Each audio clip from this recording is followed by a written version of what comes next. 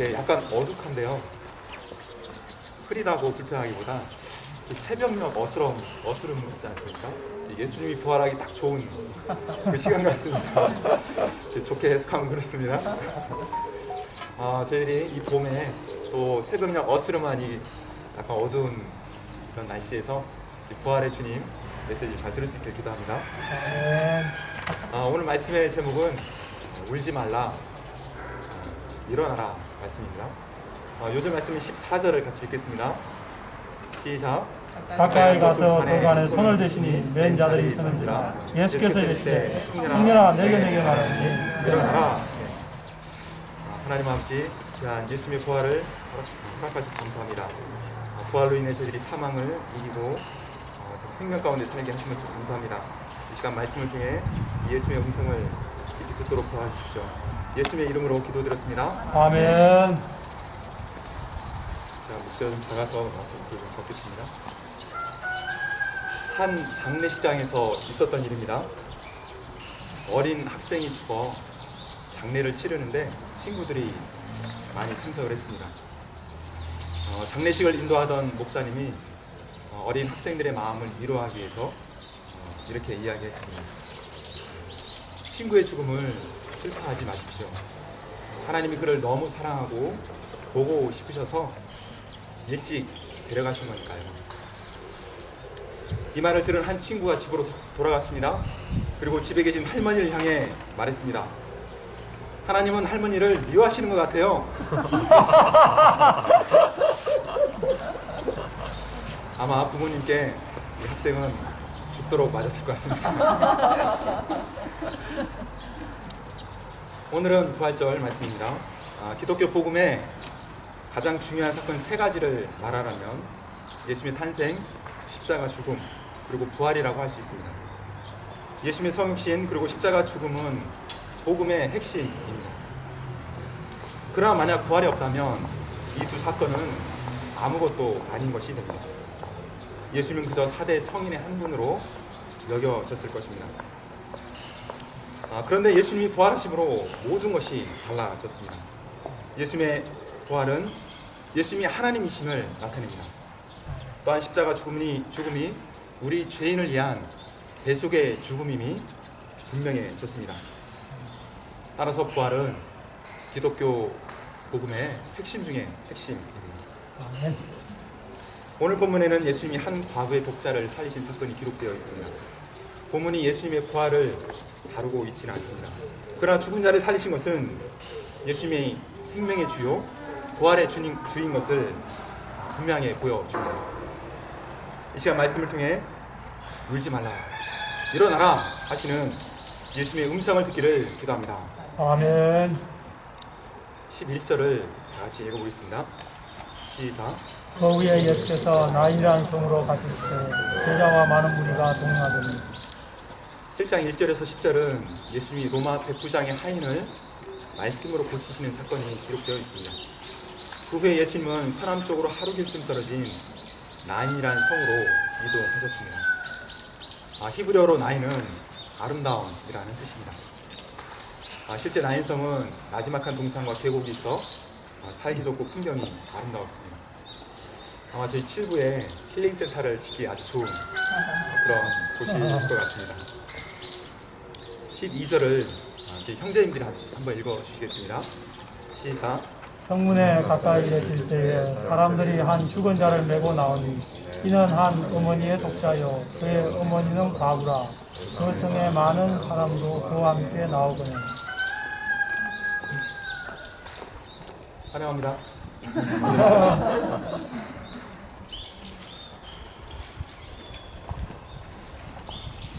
예수님의 말씀과 병 고치는 역사로 인해 예수님과 동행하는 무리들은 은혜가 넘치고 기쁨이 있었습니다. 그들에게는 생명의 활기가 있었습니다.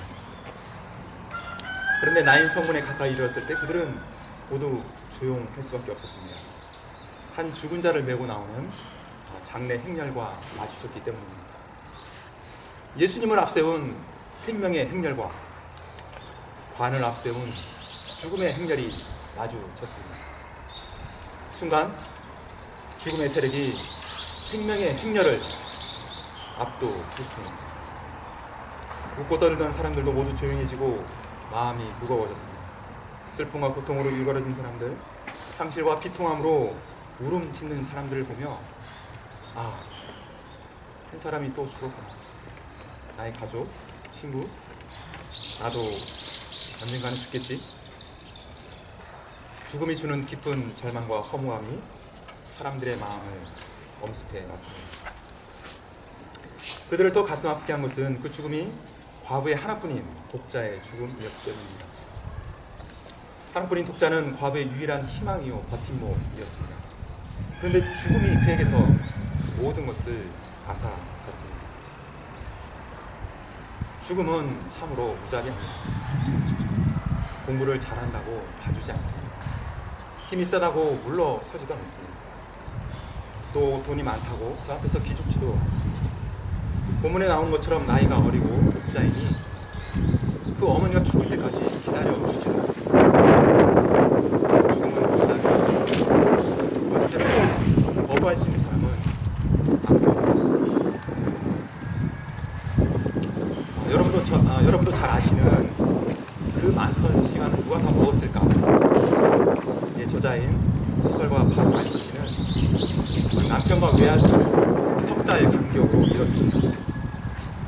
남편을 잃고 과부가 된 그는 아들과 함께 이 슬픔을 이겨내고 있었습니다. 그런데 그 아들이 석 달 후에 과로로 죽고 말았습니다. 아들은 자신과 말이 잘 통했고 그래서 이야기를 나누는 친근한 사이였습니다. 게다가 이 아들은 명문대 레지던트 의사로서 엄마의 자랑이었습니다. 갑작스러운 아들의 죽음은 그에게 처절한 고통이었습니다. 그녀는 하나님께 따져 물었습니다. 하나님, 당신은 정말 계신가요? 계시다면 내 아들은 왜 죽어야 하나요? 내가 이렇게 고통받고 있는데 더도 말고 덜도 말고 한 말씀만 해보세요.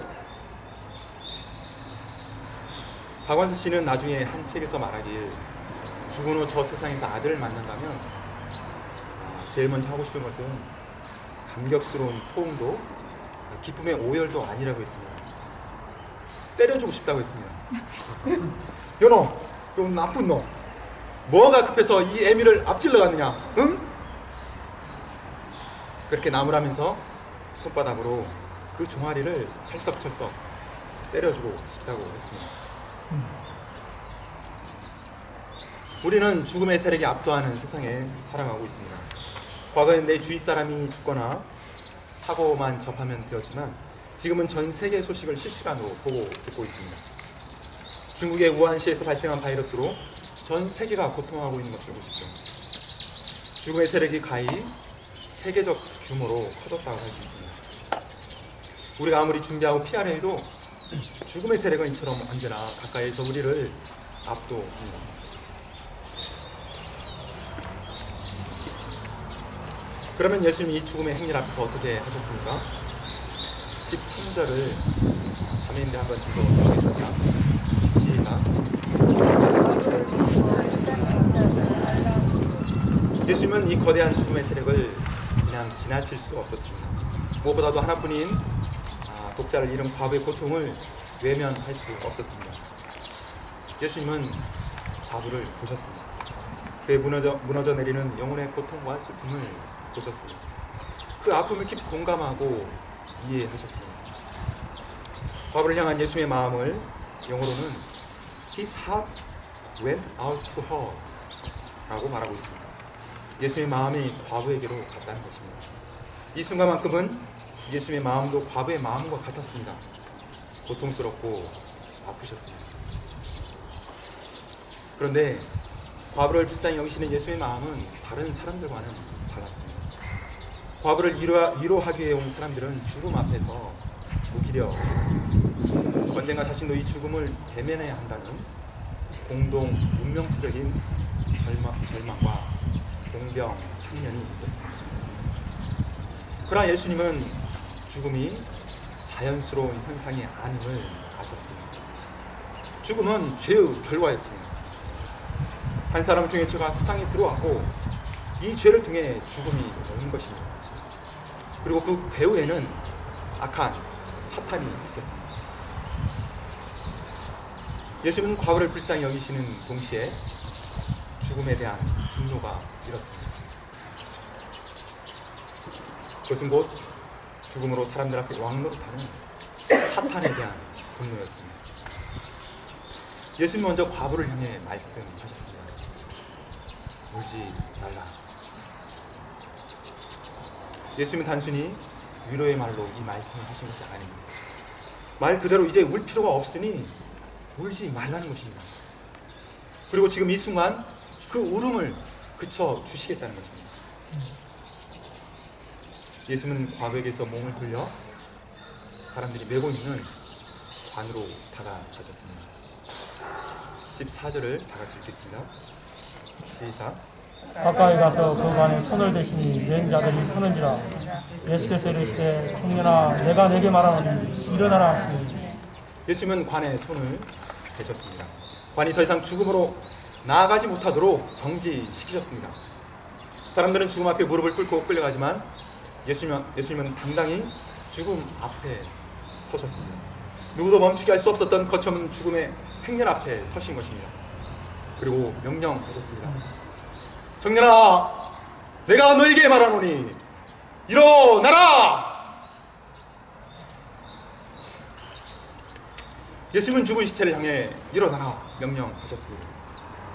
죽음의 굴판에 누워있는 청년을 향해, 어떤 소망도 둘 수 없는 시체를 향해 명령하신 것입니다. 아니 도대체 누가 죽은 시체를 향해 명령할 수 있단 말입니다. 그러나 예수님의 말씀은 시체를 향해 곧바로 날아갔습니다. 15절을 다 같이 읽겠습니다. 시작. 죽었던 자가 일어나 앉고 말도 하거늘 예수께서 그를 어머니에게 주시니. 예수님이 명령하시는 순간 부패당하던 하던 시신의 생기가 돌고 꿈틀거리기 시작했습니다. 그러더니 스스로 일어나 앉았습니다. 말도 했습니다. 죽었던 청년이 살아난 것입니다. 세상의 어떠한 권세도 뛰어난 의술과 과학도 죽은 사람을 살릴 수는 없습니다. 그러나 예수님이 명령하시자 청년이 일어났습니다. 예수님은 어떻게 죽음으로 인해 슬퍼하는 과부에게 울지 말라 하실 수 있습니까? 예수님은 어떻게 죽은 청년에게 일어나라 하실 수 있습니까? 그것은 예수님이 죽음을 이기셨기 때문입니다. 요한복음 16장을 보면 예수님이 잡히시 전날 밤에 근심하는 제자들에게 하신 말씀이 기록되어 있습니다. 너희가 세상에서 환난을 당하나 담대하라. 내가 세상을 이겨노라. 예수님은 세상을 이기셨습니다.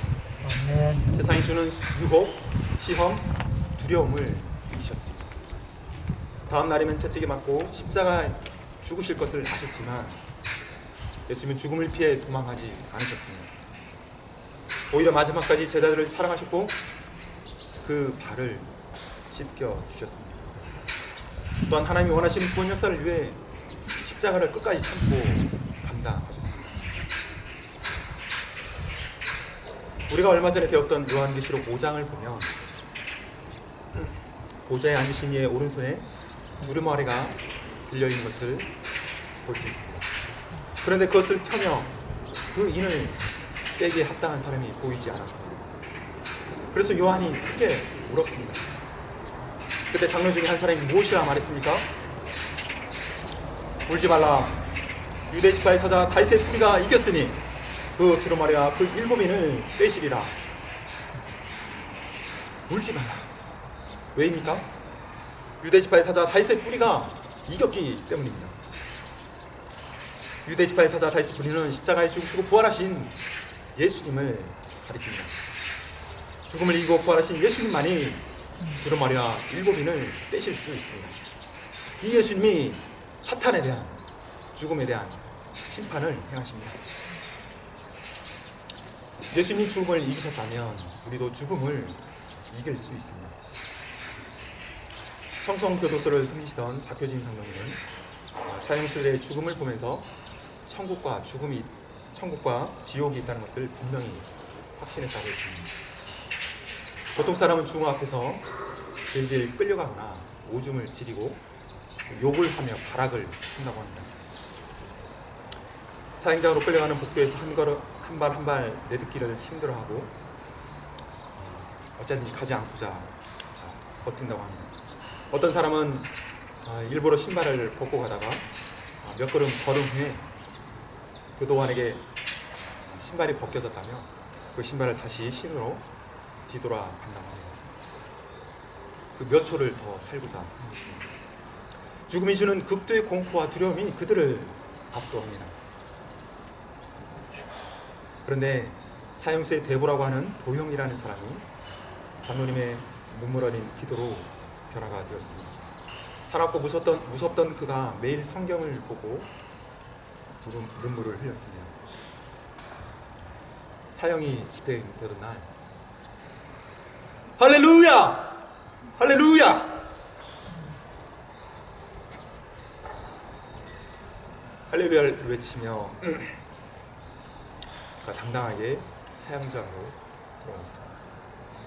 유언을 말하라고 하니 다른 사람도 자신과 같이 하나님을 믿었으면 좋겠다고 했습니다. 그리고 자신이 죽으면 장기를 무상으로 기증하고 마지막으로 자신의 시신을 읍과냐 해부 실습용으로 써달라고 했습니다. 그는 실로 죽음을 이긴 사람이었습니다. 요한일서 5장 4절은 말씀합니다. 무릇 하나님께로부터 난 자마다 세상을 이기느니라. 세상을 이기는 승리는 이것이니 우리의 믿음이니라. 세상을 이기는 승리는 바로 부활을 믿는 우리의 믿음이니라. 그러면 우리가 죽음을 어떻게 보아야 합니까? 고린도전서 15장 54절은 말씀합니다. 이 썩을 것이 썩지 아니함을 믿고 이 죽을 것이 죽지 아니함을 입을 때에는 사망을 삼키고 이기리라. 기록된 말씀이 이루어지리라. 아멘. 사망을 삼키고 이기리라. 우리가 부활하는 날 사망을 삼켜 먹어버릴 것입니다. 아멘. 사망은 우리의 밥입니다. 아멘. 제가 그냥 메시지용 멘트로 하는 것이 아닙니다. 저희들이 먹는 것을 한번 보십시오. 저희들은 매일 죽음을 먹고 있습니다. 우리는 소가 죽은 소고기를 먹습니다. 돼지가 죽은 돼지 고기를 먹습니다. 살아있는 채소들을 뿌리째 뽑아서 죽입니다. 그걸 무참하게 죽입니다. 자르고 양념을 뿌리고 소금을 묻혀서 철저하게 죽인 후에 그 죽음을 먹습니다. 우리는 그러지 않습니까? 메시지 신선하다. 오늘 승리자매님 점심 맛있게 해보셨습니까? 맛이 없을 것 같아요. 죽음으로 요리를 해오신 것입니다. 죽음. 우리가 오늘 점심 죽음을 반찬 삼아, 죽음을 밥 삼아 맛있게 식사를 하면 좋겠습니다. 이거 저희 그냥 하는 말이 아니고요. 자, 창세기에서 노아에게 하나님께서 뭐라고 하셨습니까? 그 고기를 피채 먹지 말라. 그 피에 생명이 있다 그랬습니다. 생명을 먹지 말라 했습니다. 우리에게 무엇을 먹으라 했습니까? 죽음을 먹으라. 죽음은 너의 밥이다. 아멘. 우리는 죽음을 먹고 사는 생명입니다. 권세 있는 말씀이로다. 16절을 다 같이 읽겠습니다. 시작. 모든 사람이 두려워하며 하나님께 영광을 돌리되 선 선지자가 우리 가운데 일어나셨다. 또 하나님께서 자기 백성을 돌보셨다 하더라. 죽은 청년이 살아난 것은 그것을 본 사람들은 충격과 두려움에 휩싸였습니다. 그것은 이 두려움은 죽음에 대한 두려움과는 차원이 다른 것입니다. 하나님의 임재 앞에서 누리는 경외가 되었습니다. 죽은 청년이 살아나자 사람들을 압도하던 죽음의 세력은 사라졌습니다. 마치 해가 뜨면 어둠이 사라지듯 순식간에 분위기가 바뀌었습니다. 하나님의 임재를 보았고 하나님의 생명의 힘의 압도가 되었습니다. 죽은 청년이 살아난 것은 아무도 보는 사람이 없는 골방에서 일어난 것이 아닙니다.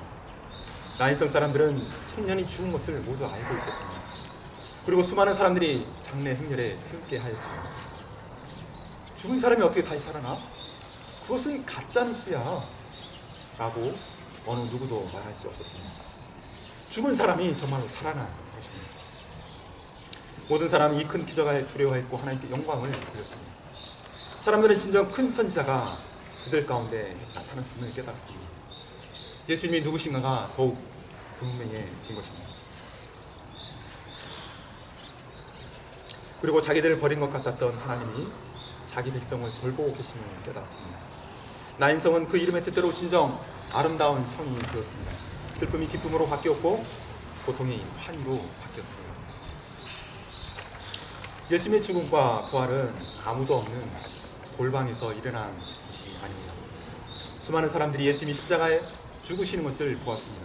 한 군병은 창으로 그 옆구리를 찔러 죽음을 확인했습니다. 예수님은 무덤에 묻히셨고 사흘이 흘렀습니다. 그런 예수님이 바로 오늘 바로 부활절 주일에 다시 살아나셨습니다. 그리고 수많은 사람한테 자신을 나타내 보이셨습니다. 고린도서 15장을 보면 베드로로부터 시작해서 500의 형제에게 일시에 보이셨다고 했습니다. 예수님은 부활하셨고 이는 분명한 역사적 사실입니다. 아멘. 그러면 예수님의 부활이 우리에게 말해주는 바가 무엇입니까? 한 큰 선지자 메시아 그리스도가 이 땅에 오셨다는 것입니다. 하나님이 이 땅에 오신 것이요 말씀이 육신이 되신 것입니다. 이는 하나님이 자기 백성을 돌보고 계신다는 분명한 증거입니다. 우리가 어떻게 죽음이 앞다운을 보고 있는 세상에서 생명력 있는 삶을 살 수 있습니까? 죽음을 이기신 예수님과 함께 하는 것입니다. 이 예수님이 우리에게 울지 말라, 일어나라 말씀하십니다. 죽음은 결코 이 예수님을 압도할 수 없습니다. 예수님은 생명이시요 생명의 주가 되시기 때문입니다. 우리는 각자 슬픔에 문제들이 있습니다. 아무도 그 문제를 도와줄 수 없어 우는 것밖에는 할 수 없는 것이 없기도 합니다. 바로 그러한 때에 우리가 부활의 주님을 만날 수 있기를 기도합니다. 아멘. 울지 말라, 일어나라 하시는 예수님의 음성을 듣기를 기도합니다. 아멘. 최근 제가 섬기던 한 분이 신앙을 떠나는 일이 있었습니다. 이분은 신앙생활이 힘들다 정도가 아니라 아예 성경을 부정하고 있었습니다. 머리가 다 큰 대학 교수를 내가 어떻게 도울 수 있을까 회의가 들었습니다. 저는 신앙생활에도 목자 생활에 힘이 나지 않았습니다. 하지만 오늘 말씀을 보며 죽은 시체를 앞에 두고 있는 것보다는 희망이 있다라는 생각이 들었습니다. 예수님은 죽은 시체를 향해 일어나라 명령하셨습니다. 이 예수님이 능히 죽은 신앙도 살리실 수 있음을 믿습니다. 아멘. 예수님이 시간 제게 울지 말라, 일어나라 말씀하십니다. 제가 힘을 내어 일어나 이분을 위해 기도하고 섬겨주기를 기도합니다. 결론입니다. 예수님이 죽음을 이기셨습니다. 예수님이 우리에게 울지 말라, 일어나라 말씀하십니다. 죽음을 이기신 예수님이 우리도 이기게 하십니다. 아멘. 예수님의 승리가 우리의 승리입니다. 아멘. 죽음을 이기신 예수님을 찬양합니다. 아멘. 자, 기도하겠습니다. 부활의 주님 감사합니다. 저희들이 죽음에 종되어서 일평생 신마음에 탈시할 수밖에 없는데 죽음을 이기신 예수님이 저희들이 부활의 소망을 주시고 또한 죽음을 이기고 승리케 하심을 믿습니다. 저희들이 이 부활의 소망 가운데 이 땅에서 힘있고 담대하게 살 수 있도록 무엇을 간절히 기도합니다. 귀한 말씀을 감사드리며 예수님의 이름으로 기도드렸습니다. 아멘.